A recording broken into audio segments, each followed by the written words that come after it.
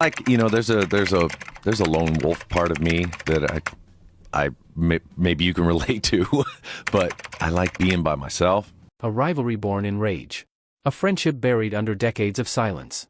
And now, an unexpected confession.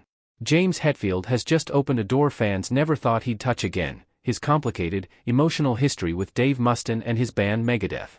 We all know the headlines, fights, firings, and decades of bitterness, but what really happened behind the guitars, the fame, and the music? Why now? Why speak up at 61? And what does he truly think about the man who helped build Metallica, then turned into its fiercest rival?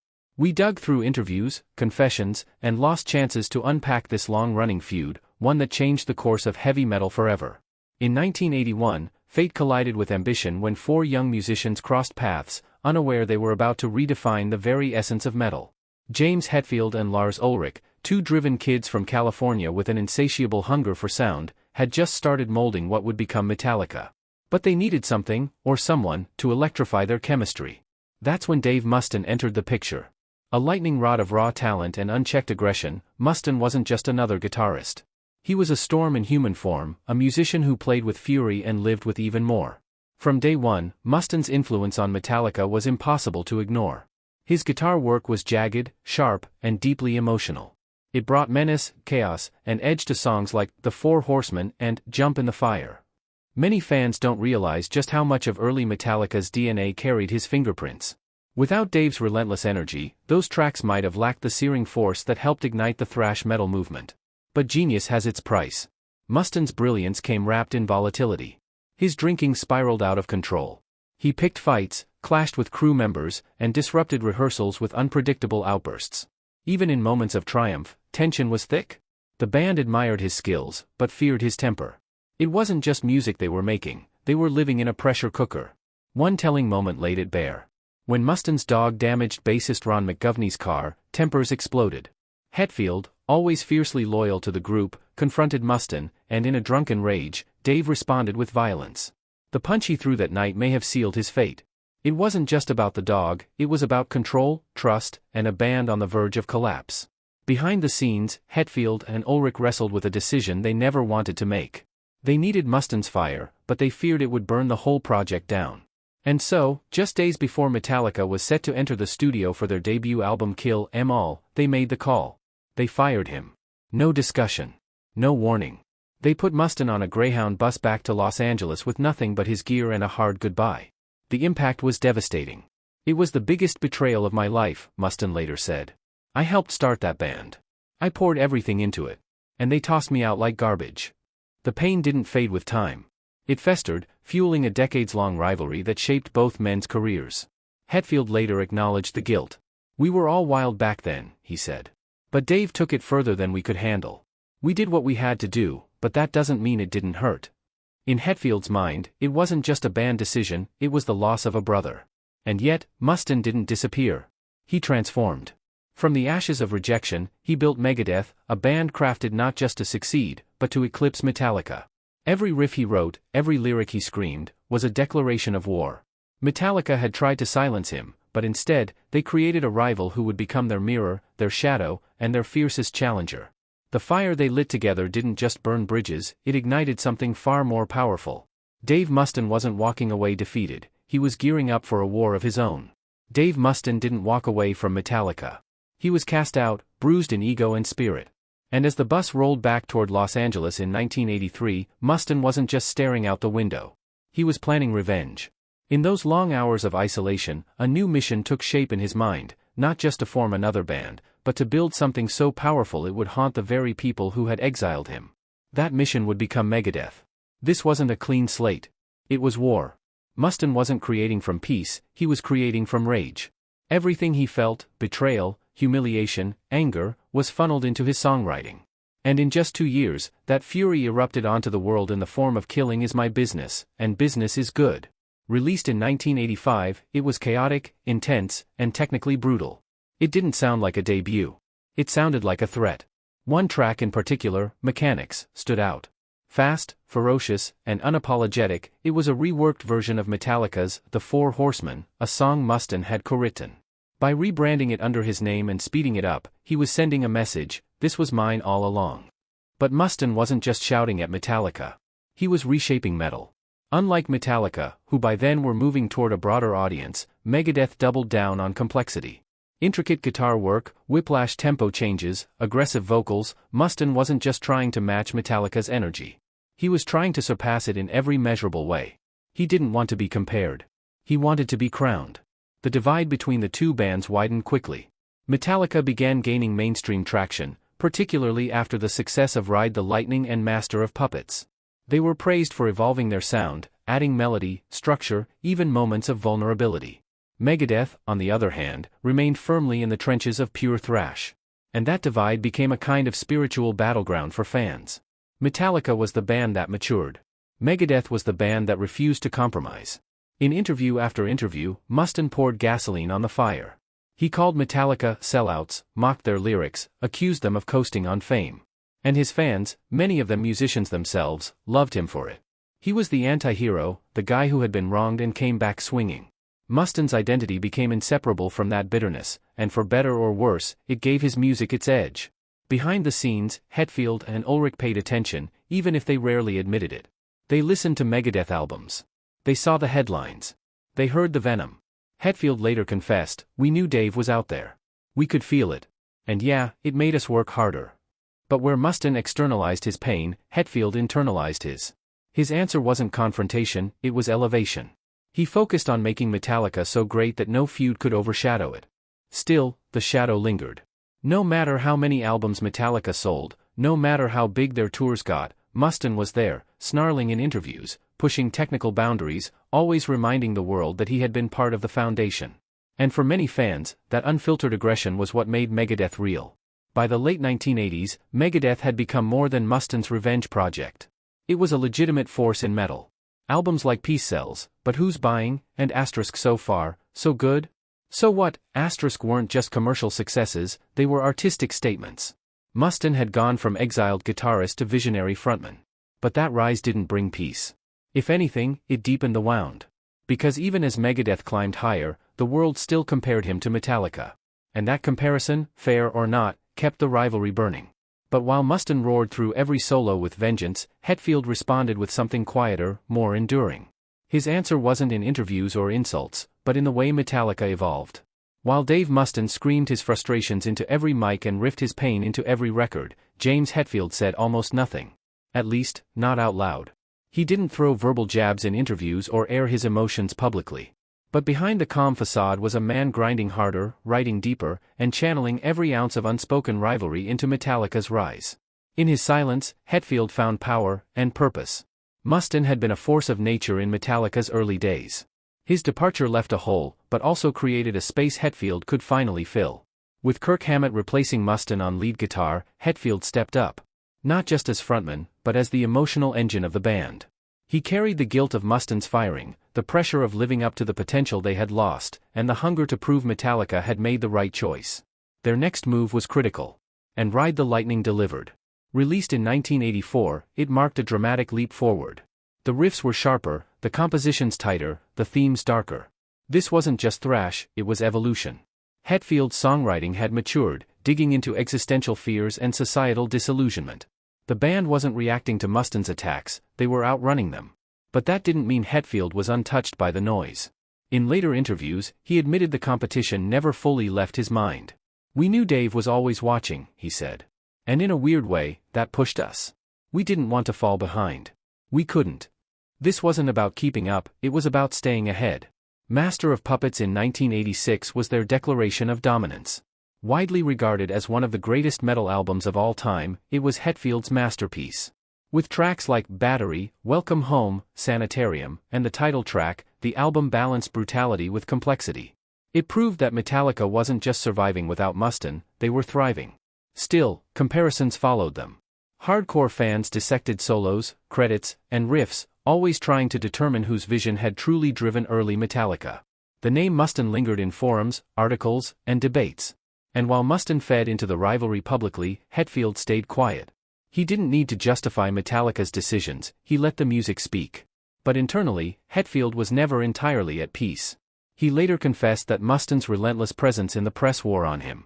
"It's hard when someone won't let go of the past," Hetfield admitted. especially when you're trying to move forward. That statement revealed what many fans had suspected: Hetfield hadn't buried the past, he'd buried it alive. Throughout the late 1980s and early 90s, Metallica expanded their sound. They embraced melody. They wrote ballads like Fade to Black and Nothing Else Matters. They angered purists, but also reached millions. And Justice for All showcased their musical ambitions, while the Black Album made them a global phenomenon. Some fans called it a sellout. Mustaine certainly did. But Hetfield wasn't chasing trends, he was chasing immortality. And in doing so, he was shaping a legacy that extended far beyond thrash. He didn't just want to be better than Mustaine. He wanted Metallica to be untouchable. Behind the scenes, Hetfield wrestled with more than music. His battles with addiction, self-doubt, and fame added new weight to his quiet intensity. He rarely lashed out, but when he wrote songs like The God That Failed or The Unforgiven, you could feel the unresolved pain in every chord. That pain, some of it rooted in the Metallica-Megadeth fracture, never truly went away. But it became fuel. Not for feuding, but for building. Hetfield's refusal to engage Mustaine directly wasn't weakness, it was focus. He was too busy crafting albums, breaking records, and shaping history. For years, Hetfield said nothing, but silence can say everything. And when the two men finally sat across from each other, the past came crashing into the room. By the early 2000s, both Metallica and Megadeth had become institutions in heavy metal. Their catalogs were vast, their influence unmatched, and their fan bases deeply loyal. Yet despite their legendary status, something remained unresolved, something both bands had long avoided: the emotional wreckage left behind after Dave Mustaine's exit from Metallica. That pain, buried for decades beneath platinum records and sold-out tours, finally surfaced in a moment neither fans nor the artists could have anticipated. In 2004, Metallica released Some Kind of Monster, a raw, behind-the-scenes documentary chronicling their inner turmoil during the making of the Saint Anger album. It was meant to showcase the band's struggle with identity, addiction, and reinvention. But in the middle of that chaos came a surprise no one expected: a sit-down between James Hetfield and Dave Mustaine. For the first time since 1983, they were face-to-face, alone in a room, with cameras rolling. The footage is unforgettable. Mustaine, once the aggressive, defiant voice in interviews, appeared vulnerable. Gone was the bravado. In its place was a man still nursing wounds left by a firing that took everything from him. He told Hetfield plainly, "You never even said thank you. It's like you just threw me away." There was no performance in his voice. Just decades of unspoken grief. Hetfield sat across from him, visibly uneasy, but listening. He wasn't defensive. He didn't justify or deny. Instead, he explained, "At the time, we were just trying to survive." He recalled the early chaos, the illegal substances, the drinking, the volatile personalities, and admitted that letting Mustaine go wasn't personal. It was survival. But there was something in his tone that went beyond logic. It was remorse. This was no staged reconciliation. It was two men confronting a shared history that neither had ever really come to terms with. For Mustaine, it was about respect. About dignity. About being erased from a legacy he helped build. For Hetfield, it was about guilt. About a decision made in youth that had haunted his silence ever since. The conversation didn't end with hugs or forgiveness. In fact, it left more questions than answers. But it shattered a barrier. Fans saw them not as rivals, not as frontmen, but as damaged people trying to untangle decades of pain. Mustaine admitted that, even with Megadeth's success, the shadow of Metallica followed him. Hetfield, too, seemed burdened by what might have been. Critics called the moment one of the most honest in any rock documentary. For the first time, the legendary feud wasn't reduced to magazine headlines or fanboy arguments. It was raw, messy, human. And it hinted at a possibility, however faint, that the wound could eventually heal. But healing doesn't happen in a single conversation. In the months and years that followed, Mustaine acknowledged that while the talk had meant something, it didn't resolve the deeper scars. He still felt sidelined. Still felt that Metallica had refused to acknowledge his true contribution. Hetfield, too, retreated. While he spoke positively of the interaction, he didn't pursue deeper contact. It was as if the emotional weight was too much, too soon. Still, something had changed. In the years after Some Kind of Monster, Hetfield began referencing Mustaine more openly. Not with venom, but with recognition. And Mustaine, though still critical at times, also started acknowledging Hetfield with more complexity. It wasn't reconciliation. But it was evolution. For the fans, the scene became iconic. Proof that behind every great band are fractures, regrets, and unfinished conversations. The feud wasn't just about metal. It was about identity. About brotherhood lost. And for once, the music paused long enough to let the pain speak. Hetfield and Mustaine didn't resolve their past that day, but they exposed it. And that, in itself, was monumental. Because the silence that had fueled the rivalry for so long had finally broken. And from that fracture, a new kind of honesty emerged, one that would reshape how we saw them both. The words were raw, the wounds still fresh. But behind the pain, something unexpected had started to shift. After the emotional breakthrough captured in Some Kind of Monster, fans hoped it was the beginning of a long-overdue healing process between James Hetfield and Dave Mustaine. For decades, their feud had been mythologized, analyzed, and reignited across interviews, albums, and headlines. But now, with the walls seemingly starting to come down, a new and unexpected possibility crept into the conversation. What if the two metal giants actually worked together again? The idea seemed unthinkable for years. But in the quiet aftermath of their face-to-face moment, the notion of collaboration began to surface, not from rumors or hopeful fans, but from Mustaine himself. In interviews between 2020 and 2023, he began dropping hints. At first, they sounded like offhand wishes. Then, slowly, they sharpened into real discussions. Behind the scenes, Mustaine and Hetfield reportedly talked about working on something together. Something real. And not just any project. It was, according to Mustaine, a plan to revisit early Metallica material, tracks they had written together in the chaotic early days before the split. For longtime fans, it would have been historic. The chance to hear Hetfield and Mustaine, side by side again, reuniting not as rivals but as the original architects of thrash metal. The kind of musical reunion that didn't just promise nostalgia, it promised redemption. But what started as a flicker of hope was extinguished just as quickly. In a 2023 interview with Guitar.com, Mustaine revealed why the project never materialized. He said the idea was moving forward, the communication was open, and for once, the bitterness was at bay. Until he brought up one thing: publishing rights. Mustaine felt that he had never been properly credited for his contributions to certain early Metallica songs. It wasn't the first time he had said this publicly, but this time, it was said directly to Hetfield. According to Mustaine, Hetfield went silent. The conversation didn't escalate. There was no blow-up, no argument. Just a pause. A shift. A door quietly closing. Hetfield, known for his emotional discipline and guarded nature, reportedly didn't respond. The project stopped there, not because of ego in the traditional sense, but by the deep and unresolved scar tissue surrounding who owned what, and who deserved what after all these years. Mustaine, in recounting the moment, said it plainly: "Once I brought that up, it was over." He wasn't being theatrical, he sounded resigned. Hurt, yes, but more than anything, disappointed. He had extended a hand, cautiously, and for a moment it looked like it would be accepted. But instead, it reawakened every old issue that had poisoned their relationship for decades. Fans were devastated. The idea of Hetfield and Mustaine collaborating again, on songs they had both bled over, was more than a musical event. It would have been a spiritual coda to one of metal's most tragic fractures. But instead, it became another what-if that joined the long list of missed opportunities between them. And yet, the fact that the conversation even got that far means something. Hetfield didn't immediately shut it down. He entertained it. That, in itself, marked a shift from the decades of silence and distance. There was no final burn. No door slammed shut. Just silence, a familiar, painful silence that has always existed between them.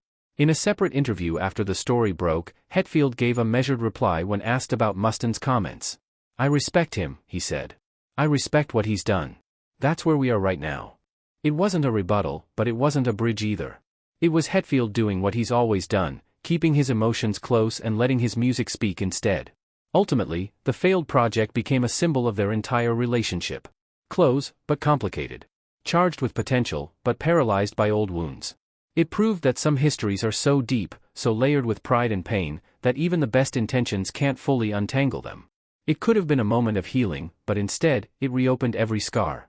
And while Hetfield and Mustaine drifted again, their fans were left to carry the weight of the rivalry. While Hetfield and Mustaine wrestled with their personal demons and the silent burden of a fractured brotherhood, their fans were waging a war of their own. And unlike the subtle, often unspoken nature of the feud between the two musicians, this war was loud, passionate, and fiercely tribal. Throughout the late 1980s and into the 1990s, fans divided themselves with an intensity that mirrored the riffs echoing from their stereos. You were either with Metallica or with Megadeth, there was no in-between. Metallica had the visibility. Their sound was massive, their albums were ubiquitous, and their shows filled arenas around the world. They were the juggernauts, the ones who broke through the metal underground and redefined what heavy music could be in the mainstream. With the release of the Black Album in 1991, Metallica reached heights no metal band had ever touched: chart dominance, radio play, and cross-genre appeal. For millions, Metallica was heavy metal. But to a huge segment of the metal community, that success came with a price. Enter Megadeth. While Metallica climbed charts and polished their production, Megadeth doubled down on technical ferocity and sonic complexity. Albums like Peace Sells, But Who's Buying? So far, so good? So what? And Rust in Peace weren't chasing radio-friendly formulas. They were crafted to push the limits of speed, precision, and compositional ambition. And for diehard metalheads, this made all the difference. Megadeth was the band that didn't sell out. Dave Mustaine, their frontman, was not only a guitar wizard but also a symbol of rebellion against commercialization. The result? Fans formed tribes. There were those who admired Metallica's growth, their bold experimentation, and larger-than-life performances. And there were those who swore by Megadeth's purity, their refusal to dilute the essence of thrash. Both sides saw themselves as defenders of what metal should be, and their arguments played out on message boards, in magazine letters, and across school cafeterias around the world. The media, of course, feasted on it. Rock journalists framed every Mustaine interview as a shot fired, every Hetfield quote as a counterpunch. Even if one of them said nothing, silence was spun into subtext. Articles titled "The Metal Wars" or "Clash of the Titans" kept the narrative alive. And to some extent, both bands benefited. The rivalry created drama, and drama attracted attention. But as the years passed, fans began to see how the feud shaped their own identities. For some, liking Metallica meant embracing evolution. It meant recognizing the artistry and taking risks, from the haunting tones of "Nothing Else Matters" to the complex rhythms of "And Justice for All." For others, pledging loyalty to Megadeth meant choosing authenticity, musicianship over marketability, aggression over accessibility. Still, beneath the battle lines, most fans began to realize something deeper: both bands were incredible. Their differences didn't have to mean one was lesser. In fact, those differences made the entire genre richer. You could respect Mustaine's pain-fueled creativity and admire Hetfield's discipline and growth. You could blast Holy Wars and Fade to Black in the same playlist. And increasingly, that's what began to happen. By the 2000s, as metal evolved and younger generations explored its roots, the old animosities started to soften. New fans didn't inherit the bitterness, they came with open ears and no need to pick sides. Online forums shifted from debates to appreciation threads. Festivals like Big Four, where Metallica and Megadeth shared the same stage, allowed fans to experience unity rather than rivalry. Still, that tribal energy never fully disappeared. There's a pulse of nostalgia in those old arguments, a thrill in debating who was really the better band. But now, it's more of a celebration than a conflict. Fans understand that the rivalry itself was part of what made both bands better.